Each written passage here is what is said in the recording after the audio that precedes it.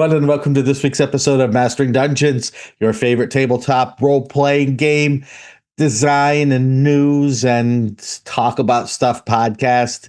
I'm Shawn Merwin here with the definitely not tired Teos Abadia.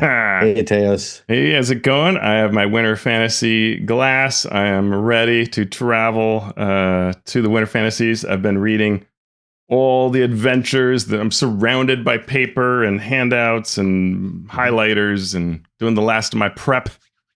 Excited. How about you? It's very exciting. I am doing none of that. I'm running 4 slots, but it's all an author-only adventure. And I'm sure before Wednesday night when I run it the first time that it will be, I'm not going to say written.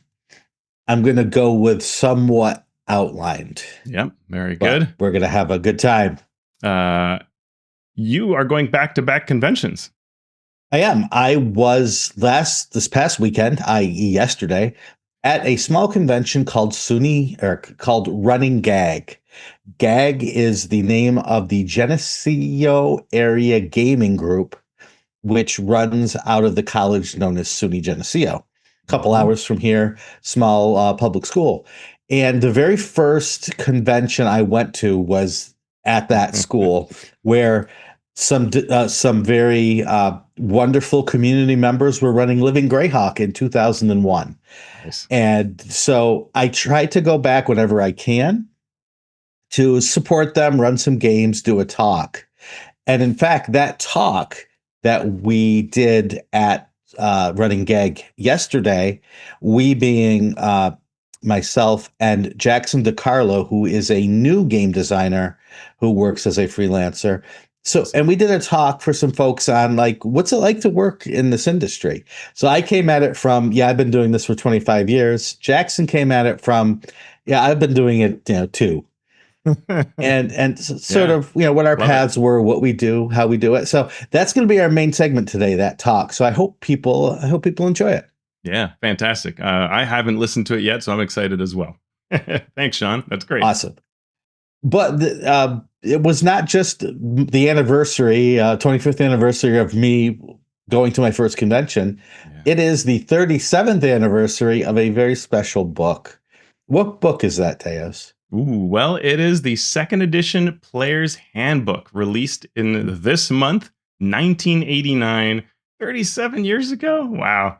Yeah. In May, the DMG came out. There was a 95 edition of 2nd edition as well, second, with different covers. But yeah, I remember 2E coming out and being sort of confused by it and sort of still buying 1st edition, also 2nd. But then again, I'd always been confused by basic and everything else and just bought it all anyway, whatever looked cool, whatever had a neat cover. So it was all the same at Walden Books for me.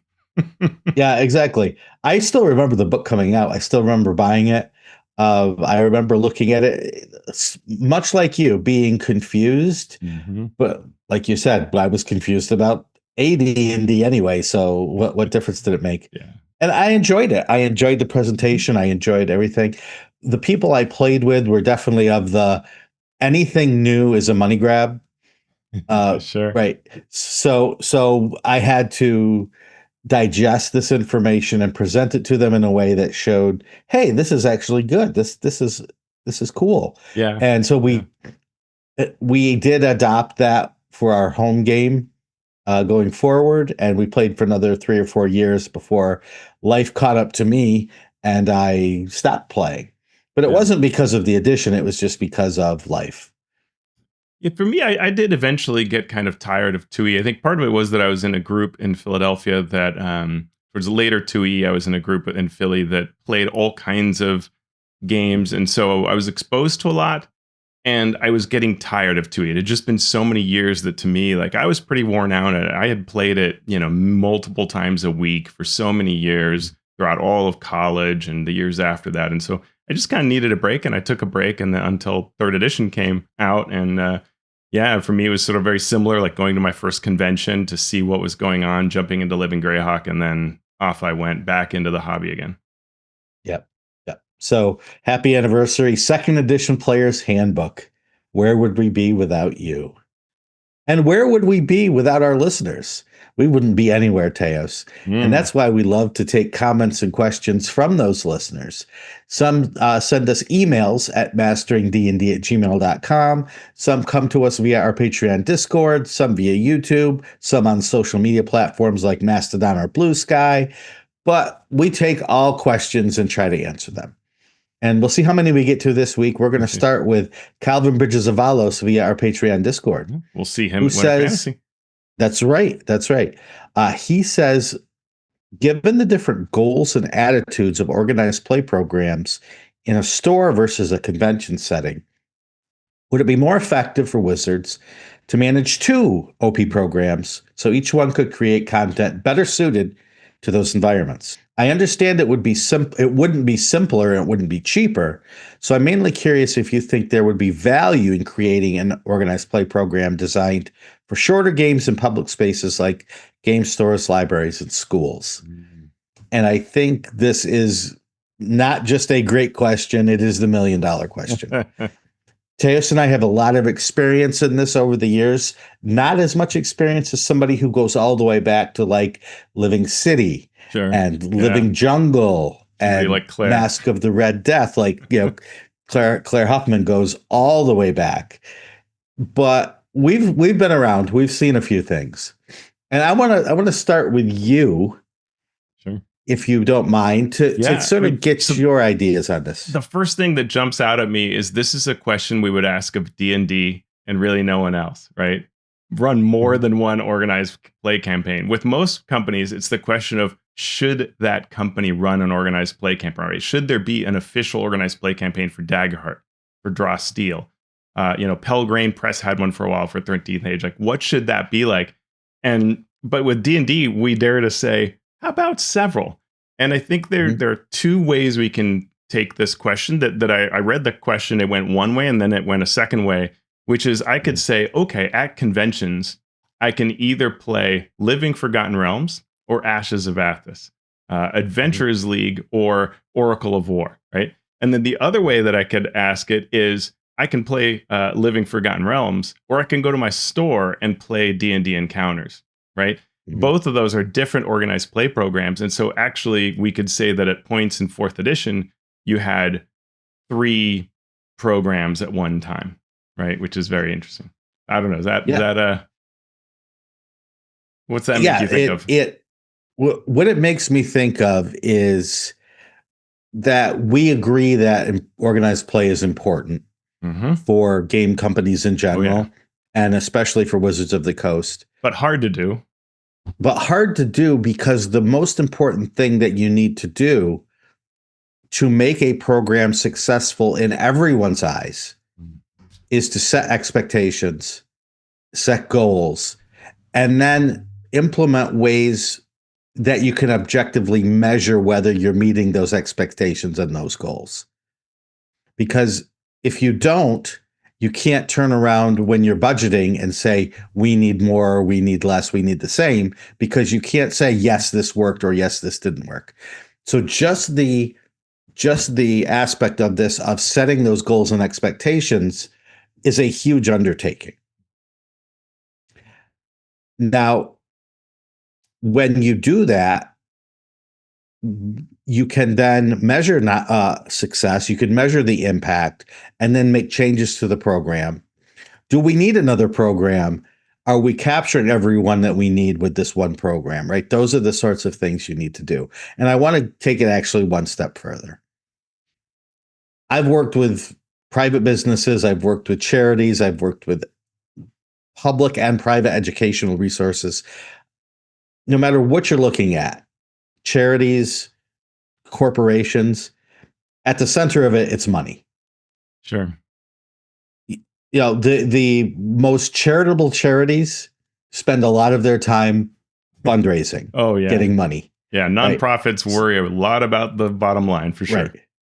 So it's not any different for a game company, whether it's a huge company or a small company. Can I give some scale here, Shawn? Please do. I pulled up some notes that I love keeping in place from Polyhedron Magazine, number 146 in March 2001. So this is 25 years ago.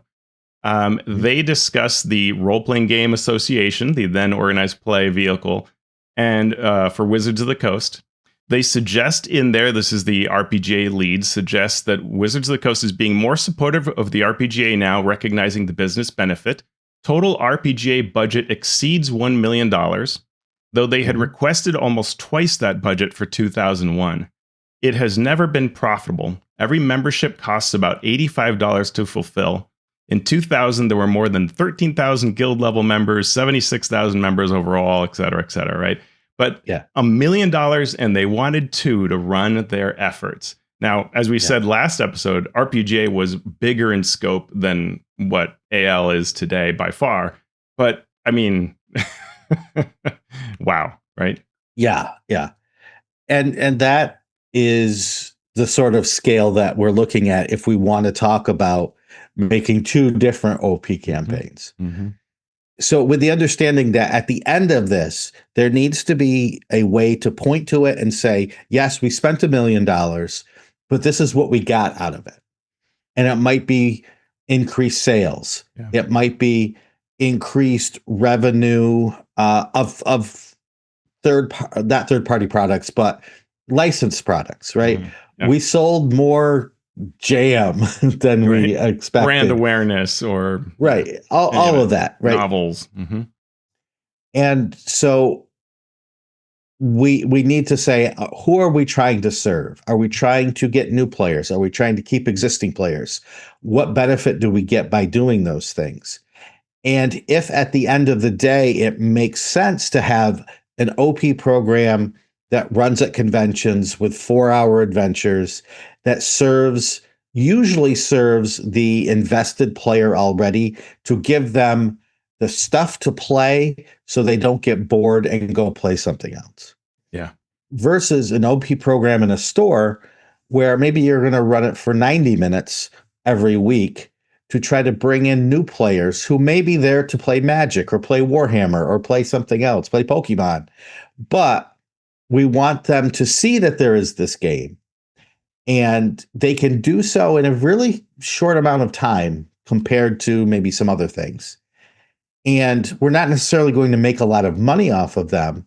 But if we do, we might then have a lifelong customer who will buy not just this player's handbook and this Dungeon Master's Guide, but the next 2 iterations of the player's handbook and Dungeon Master's Guide, right? And so those are the kind of things you need to think about. And is the spend that you're making worth the return on that investment? And it's not just money, it's effort, right? It's brain power. It's several people at Wizards of the Coast doing this, not just one. It's investment of energy and capital and the buy-in from the superiors, and it's a lot. I mean, part of what made D&D Encounters so exciting was things like minis in some of the early packs. They even put a digital camera in each one, but they had posters for the store.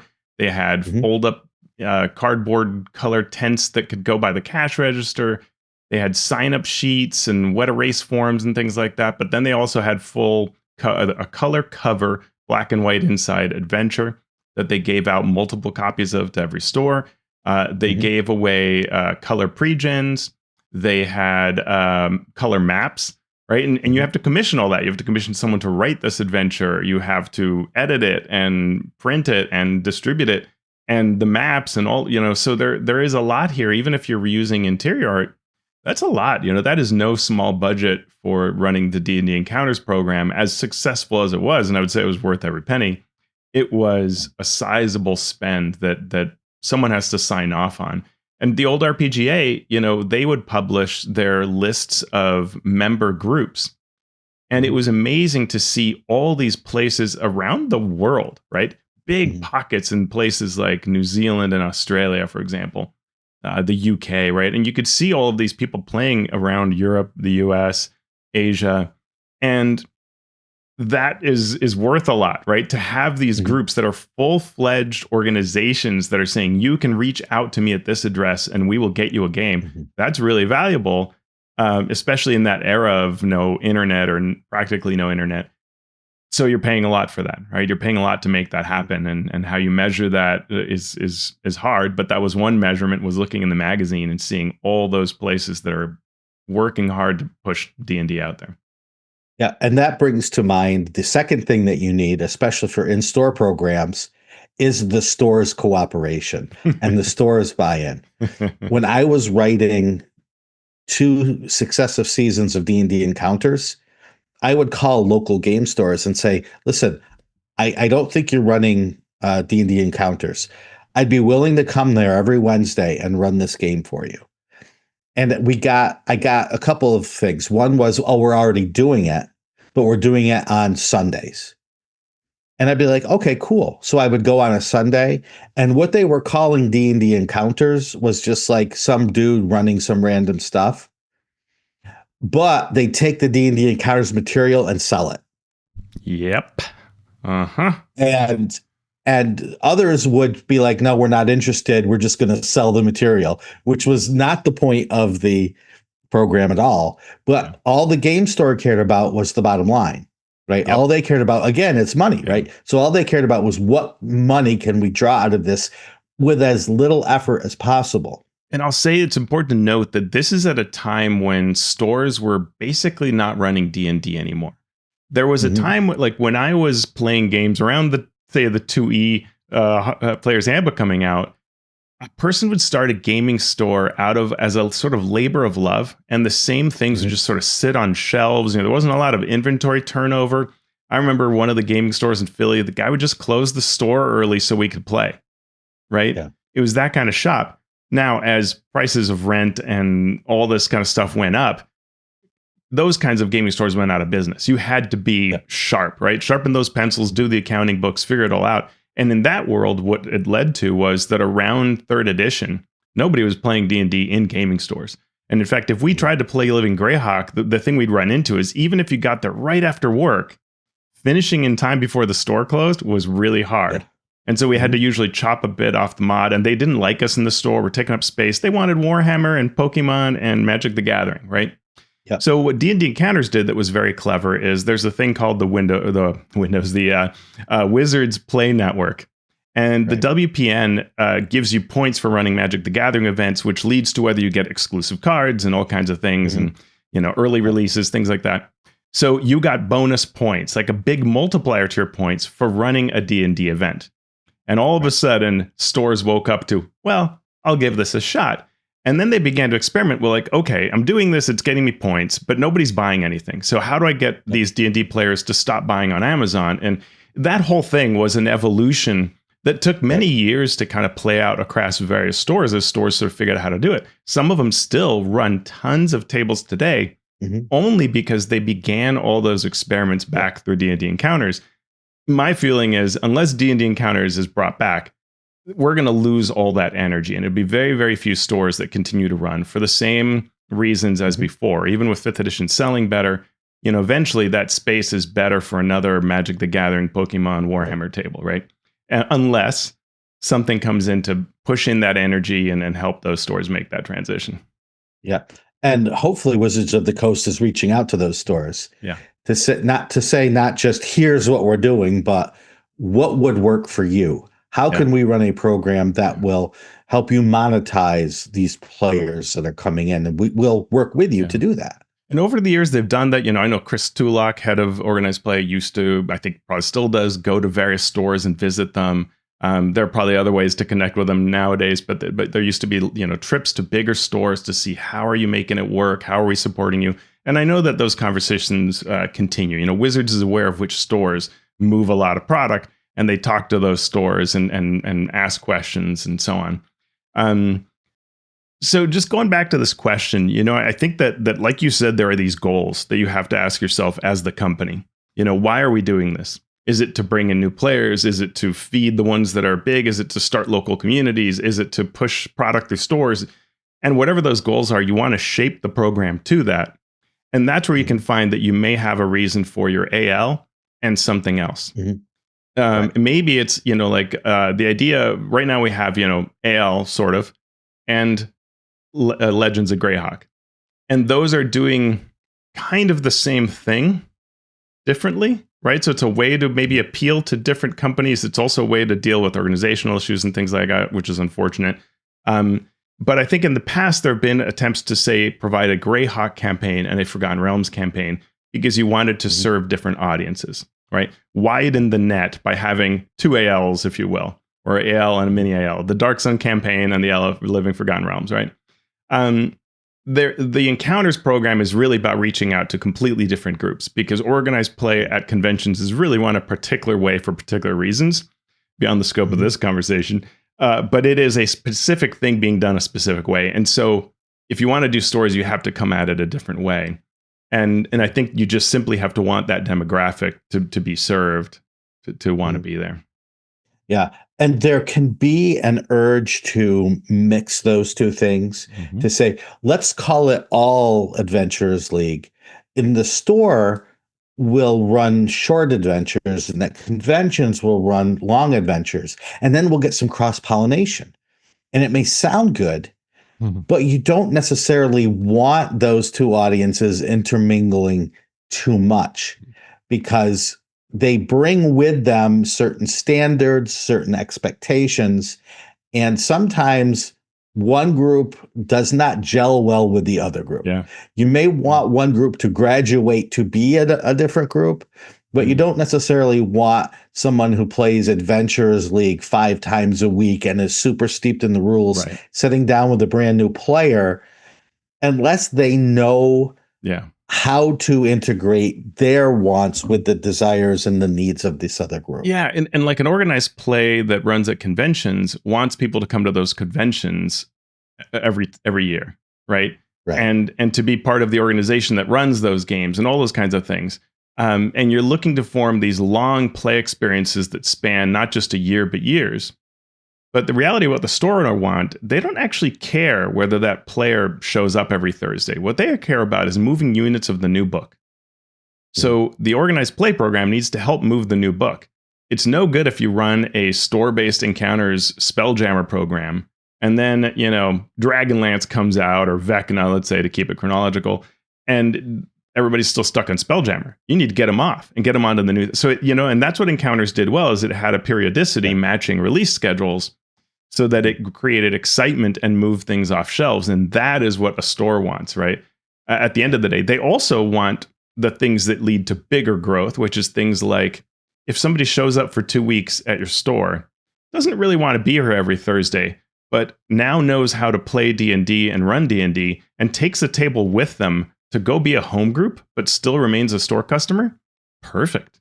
No problem whatsoever for the store, right? And the store can probably bring in new people over time. And I've shared this before, but in the one season of D&D Encounters that I fully helmed on my own at a local store, we were one of 4 stores running the program. I mean, there were more, but 3 really big ones, 4 that were pretty strong. And we had, I think, 7 tables going. And over the course of just that one season, we had more than 350 unique players come through. I didn't know there were that many D&D players in the area. The hobby felt small before I saw D&D Encounters, right? So it shows you how big it can be. So, Calvin, thank you so much for the question. As you can tell, Teos and I have a lot to say about this. And so we're going to end with that question, but we've got more questions to hit you with next week. So let's get into our news and commentary section. And we're going to start with another new hire at Wizards of the Coast.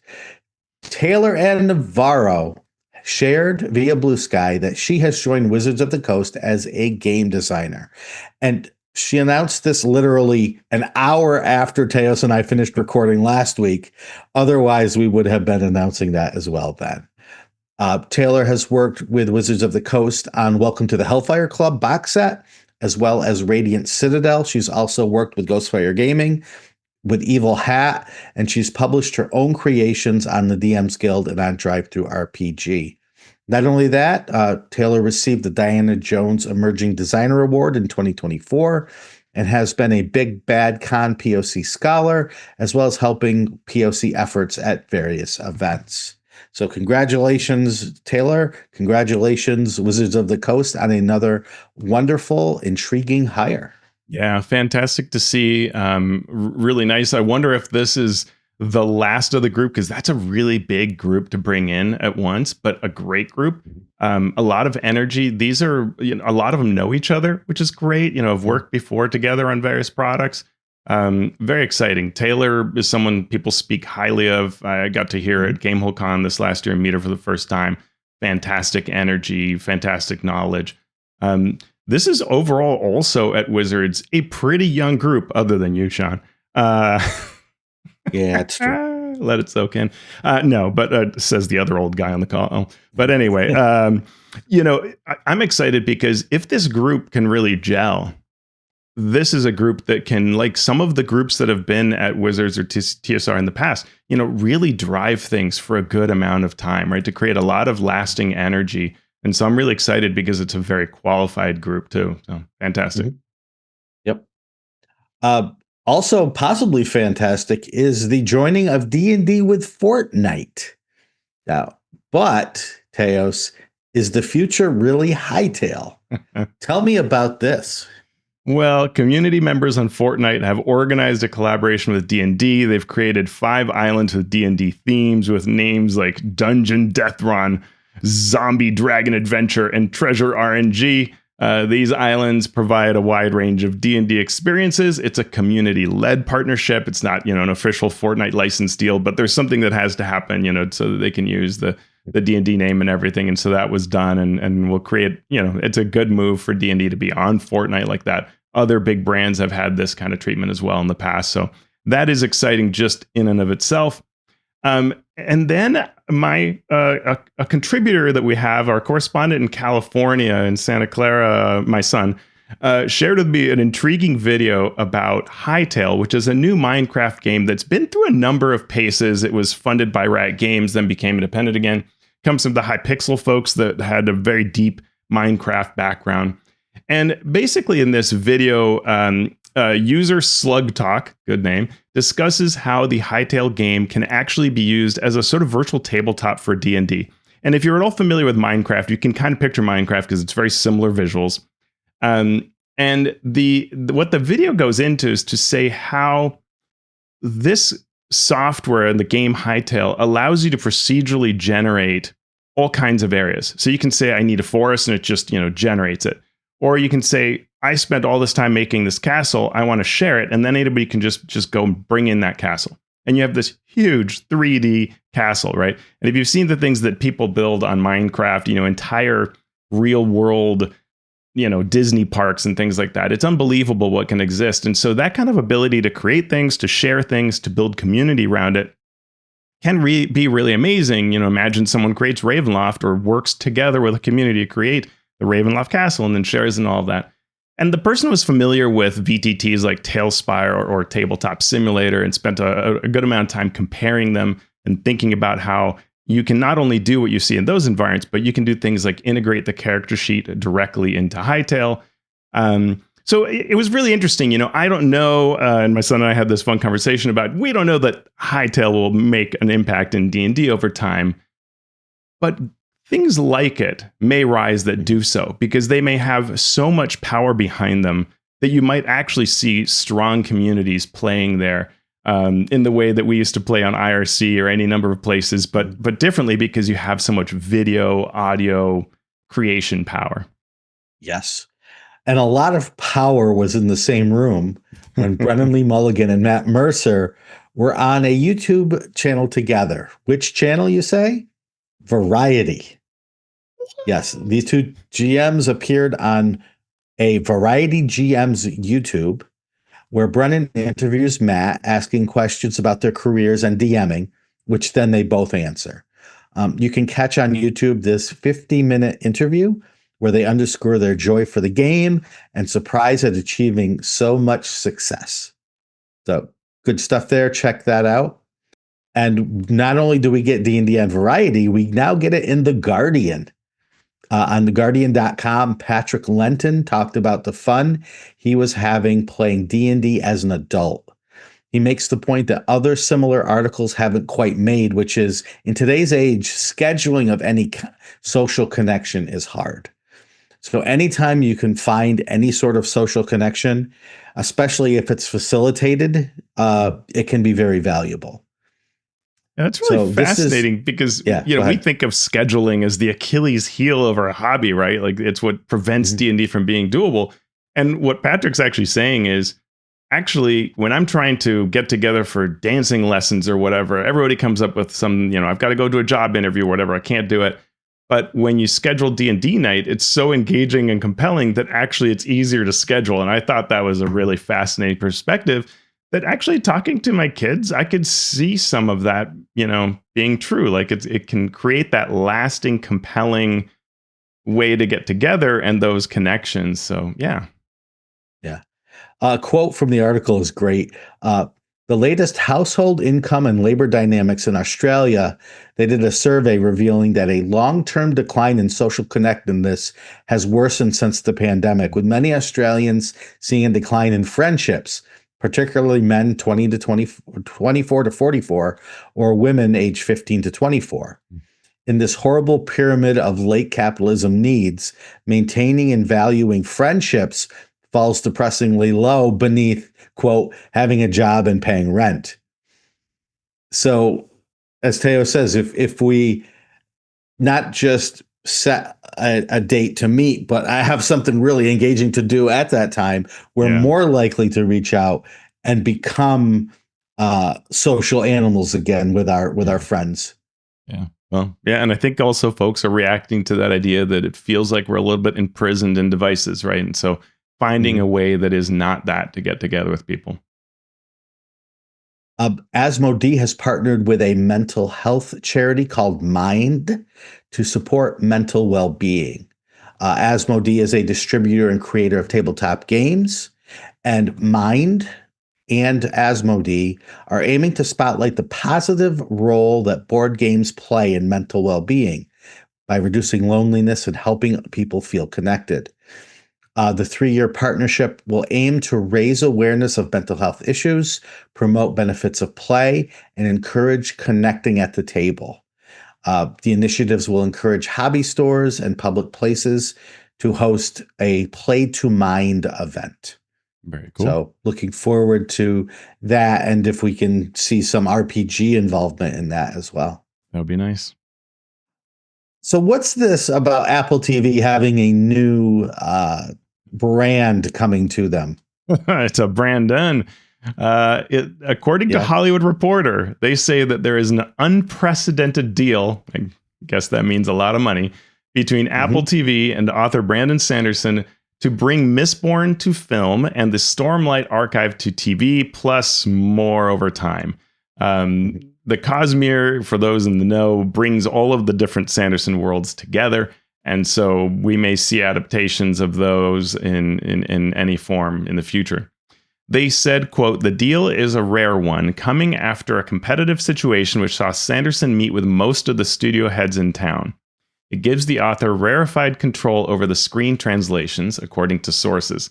Sanderson will be the architect of the universe, will write, produce, and consult, and will have approvals.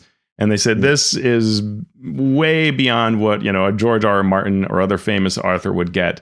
But enabled because of the more than 50 million copies of his book sold, his nearly 100 million in crowdfunding, his own convention that has sold out every year since launching earlier this decade. So we'll see how that goes. I'm always a little bit afraid of this idea of the creator having too much say. I think most people are, because you know what you know, not film, TV, those kinds of things, right? And so it'll be interesting to see how this goes. Of course, all these things take a while to play out, but it's at least an indication that we will be getting this at some point in the future. Yeah, and then the question for us is, how does this affect the Cosmere role-playing game? Uh-huh. And, will we see more of that going forward? Amazing. And let's go to our creator corner here, where we start with D20play Spotlighted. GeekNative.com did a review of D20play, which is run by Tom Christie, friend of the show, and someone who has hosted both Teos and I on several occasions on his show. The blog covers the YouTube efforts, in particular, the strong coverage of Draw Steel. Geek Native also notes that D20 Play provides wide coverage from actual plays of classic AD and adventures to 5e to other role-playing games. Underpinning all this modern content is the world of Tauren, the studio's foundational setting, and there is a free gazetteer available at the D20play.com website. What else did this cover, Teos? It was great to see, Tom get this spotlight. It shares some of the latest creations, like Tom's Draw Steel quick reference sheets, which I use. Tomb on the Borderlands, a classic adventure site that you can use for your Borderlands starter set type play. Really cool to see. And I know Tom's got work coming out with MCDM and other places. And so fun to see that spotlight. Well deserved. He's such a brilliant guy and such a nice person as well. So it's nice to see that. Yep. Atlas Games is having a fork ice sale. With an image of a fork inside a block of ice, Minnesota-based Atlas Games will discount a different title by 50% each day in February. And they'll donate 100% of the sale price to local organizations helping Minnesota neighbors affected by the ice storm, with ice all in capitals. So you can check that sale out. And what's our final bit of news here, Teos, in our Creator Corner? There is a card creator that is fueled by various SRDs. Friend of the show, Inkwell Ideas, has launched a Markdown-based TTRPG card creator. You can take the D&D SRD, and you can make things like, a card for your rage and a card for your danger sense ability and different things like that by sort of pulling from Markdown into different Markdown format, various sources of the SRD, bring it together into this card format and print it out. He has just recently added Black Flag, Tales of the Valiant, portions of Shadow Dark, and portions of OSE. And he says more will come in the future. So you can go to inkwellideas.com there, various links in our show notes. And that is our news and commentary section on this week's episode of Mastering Dungeons.